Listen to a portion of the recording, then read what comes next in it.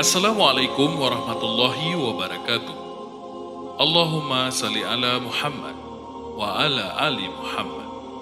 Sahabat seiman yang dirahmati Allah Subhanahu wa Ta'ala, kembali lagi di channel Sang Penerang. Jangan lupa like, subscribe, dan nyalakan lonceng notifikasinya agar sahabat mendapatkan berita terbaru dari channel ini. Ahmad bin Hanbal atau Imam Hambali merupakan seorang ulama besar dalam sejarah syiar Islam. Ia merupakan pendiri salah satu mazhab fikih yang diakui luas dalam konteks Ahlussunnah wal Jamaah atau Aswaja. Tidak hanya ahli dalam bidang keilmuan fikih, sang alim dari abad ke-9 itu juga menguasai ilmu hadis. Kehidupannya penuh dengan lika-liku, di antaranya beragam perjuangan besarnya ialah membela akidah yang lurus. Bahkan, banyak yang mengakui Imam Hambali telah menyelamatkan umat Nabi Muhammad SAW kedua kalinya. Yang pertama adalah ketika Abu Bakar As-Siddiq memerangi kaum Murtad.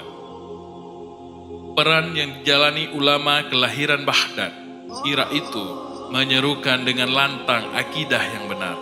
Pada masanya, penguasa negeri mulai menzalimkan keyakinan yang sesat, yakni kalku Al-Quran. Paham tersebut meyakini bahwa Al-Quran adalah makhluk. Keyakinannya kepada Allah Subhanahu wa Ta'ala dan pemahamannya mengenai agama Islam sempat berlawanan dengan penguasa Abbasiyah saat itu. Khalifah yang saat itu mulai gandrun pada filsafat pada tahun 212 Hijriah, mulai memaksakan pandangannya tentang Al-Quran. Menurut Al-Ma'mun, Al-Quran adalah makhluk. Para ulama dipaksa untuk sepaham dengan pendapatnya. Imam Ahmad Hanbal pun dites oleh khalifah. Bersama sahabatnya, Muhammad ibnu Nuh, sang imam menolak untuk sepaham dengan penguasa. Apa pendapat Anda tentang Al-Quran, wahai Ibnu Handal? Tanya sang sultan. Al-Quran adalah kalamullah, jawab Imam Hambali. Menurutnya, Al-Quran adalah kalamullah, bukanlah makhluk. Ia pun dipenjara akibat keteguhan keyakinannya. Di dalam penjara, ia tetap bersabar dan tawakal kepada Allah. Beberapa murid yang bersimpati kepadanya lantas mengunjunginya pada suatu hari. Mereka memintanya agar berpura-pura mengiyakan kemauan penguasa. Dengan begitu, Imam Hambali dapat terbebas dari siksaan atau mungkin hukuman mati. Wahai Syekh, mengapa tidak berbohong saja agar tidak dihukum mati? Persoalannya, kalau Syekh wafat, maka umat akan kehilangan sosok panutan. Kematian Syekh kami kira lebih berbahaya bagi keberlangsungan Islam daripada dusta di hadapan penguasa, tutur seorang dari mereka. Tidak, sungguh aku lebih memilih kematian daripada menyesatkan umat. Di wilayah ini banyak orang yang selalu mencatat perkataanku. Kalau sampai aku menyatakan bahwa Al-Quran adalah makhluk, betapa banyak orang tersesat karena lisanku. Sebab bagaimanapun pula orang-orang itu akan mengikuti pendapatku, jawab Imam Hambali tegas. Sungguh, aku lebih memilih kematian daripada menyesatkan umat. Kematian seorang Ahmad tidak ada artinya dibandingkan dengan kesesatan umat. Jika umat pada masa ini mencatat pendapatku, umat berikutnya pun akan sesat. Lebih baik aku saja yang mati daripada banyak lagi orang tersesat, sambungnya. Imam Hambali memiliki kekhawatiran tersendiri kala ditahan penguasa. Beberapa hari sebelum hukuman dikenakan kepadanya, ia menuturkan kepada seorang kawan satu selnya. Ia mengaku tidak takut akan hukuman mati atau kurungan penjara. Yang dirisaukannya adalah hukuman cambuk, sebab ia merasa takut akan tidak sabar dalam menghadapi hukuman jenis ini. Ia mengaku tidak takut akan hukuman mati atau kurungan penjara. Yang dirisaukannya adalah hukuman cambuk. Proses yang telah dijadwalkan pun tiba. Imam Hambali digiring keluar dari selnya untuk memasuki arena eksekusi. Namun, sebelum beranjak ke tempat Al-Guju, ia dihampiri Abu Haitsam Al-Haddad. Lelaki itu adalah tahanan yang mendekam tak jauh dari sel tempatnya berada. Berbeda dengan dirinya yang berstatus tahanan politik, Abu Haitsam dipenjara karena mencuri, dan pria tersebut berada di dalam penjara jauh lebih lama daripada Imam Hambali. "Wahai Ahmad, bersabarlah, sungguh janji Allah itu pasti," katanya.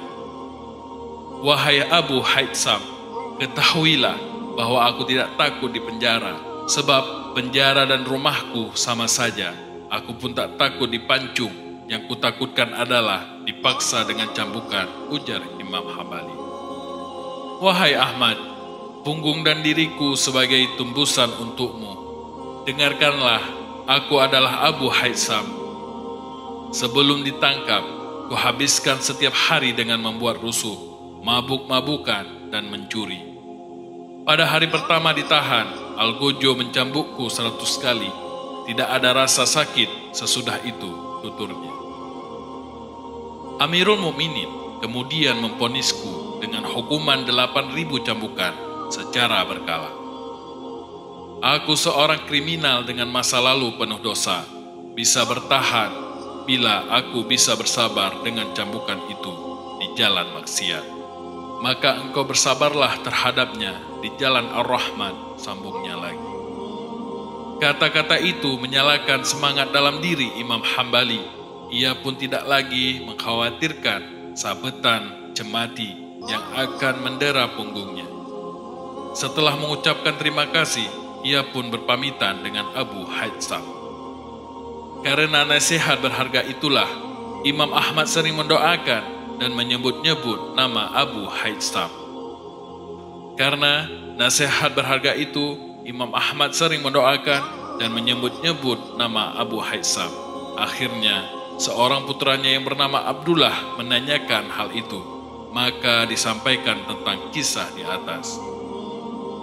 Sahabat sang penerang yang dirahmati Allah Subhanahu wa Ta'ala, sang imam menolak untuk sepaham dengan penguasa yang zalim. Menurutnya, Al-Quran adalah kalamullah, bukannya makhluk, seperti yang diyakini kalangan ekstremis kala itu. Ia pun dipenjara akibat keteguhan keyakinannya. Situasi berubah ketika Khalifah Al-Mutawakkil menghentikan perdebatan mengenai Al-Quran. Status sang imam pun dipulihkan. Imam Ahmad bin Hanbal dikaruniai 8 anak. Ia sempat 5 kali menunaikan ibadah haji ke Makkah. 2 kali diantaranya ditempuh dengan berjalan kaki.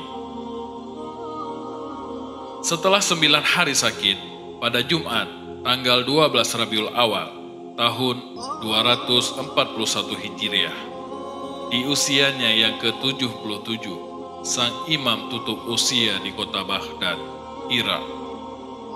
Jasa dan kontribusi sang imam dalam mengembangkan ilmu agama hingga saat ini tetap dikenang sepanjang zaman. Ia adalah imam yang layak ditiru dan diteladani setiap muslim. Demikianlah kisah nasihat pencuri untuk Imam Hambali. Semoga kita selalu mendapatkan rahmat oleh Allah Subhanahu wa Ta'ala. Subhanakallah wa bihamdika, asyhadu an la ilaha illa anta, astaghfiruka wa atubu ilaik. Akhiru kalam, assalamualaikum warahmatullahi wabarakatuh. Sampai jumpa di kisah-kisah berikutnya.